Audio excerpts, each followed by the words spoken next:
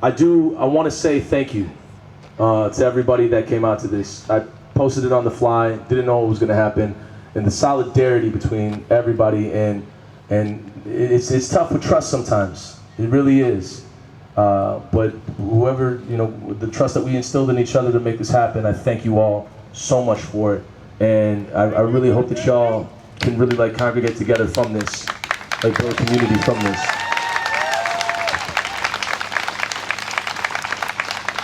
And the through line is that, yeah, it might be uncomfortable. Yeah, it might take up some time. Yeah, you might get sunsick.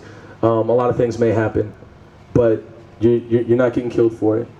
And you're putting your life on the line for it. And you're sticking your neck out for somebody else that would do the same for you. And that's what's got to happen in this city. That's what has to happen in this city. And for those of you that have grown up in this city, I'm not talking about Shoreview like Lisa Bender. I'm talking about Minneapolis proper. You understand that these conversations are not had. They're not had in the classroom halls. They're not had in schools. They're not had really anywhere. And people are very, very resistant to it. You have to start pressing this conversation. And you have to not be apologetic about it. You have to actually stand up and push that forward. And that's got to happen. And that happens at a danger, too. People lose their jobs. People lose family members for this. But you got to be willing to take the L. You got to be willing to fight for it continually. It has to keep happening. And when you hear Nikema cite situations from 2013 up until now, this is somebody that's been sitting in an office making 6 digits a year doing less work than you. This is somebody that's been sitting in an office making 6 digits a year where people are dying on their watch. How can that happen? How can we passively let that go? How can we passively let communities like Lena, the Lowry Hill East neighborhood, sit and absolutely block out brown, black, and poor bodies?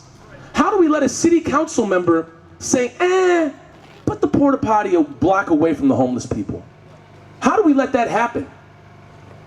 This city is a travesty, and it's not because of you. It's because the leadership is absolutely just decrepit from the inside out. It is compromised from the inside out. You have encampments that are growing. You have homeless people that are absolutely turned away. You have people bringing them to Powderhorn to destabilize the community there. You have leaders that don't give a shit about the homeless people, and they rather cover it up because they don't want to see the other white residents have to see that.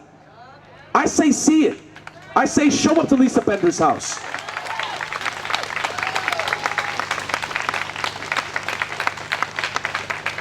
If we don't get no justice, they don't get no peace. But also, if we don't get justice, they don't get no comfort. They shouldn't be able to show up to coffee shops and sit down, show their face in public with a track record like hers. Gonna give a white family $20 million and they give a black family $700,000. What the hell is that? What are we doing?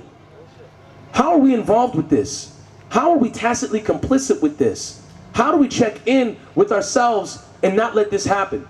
Because I know that some of these votes, we just look past them.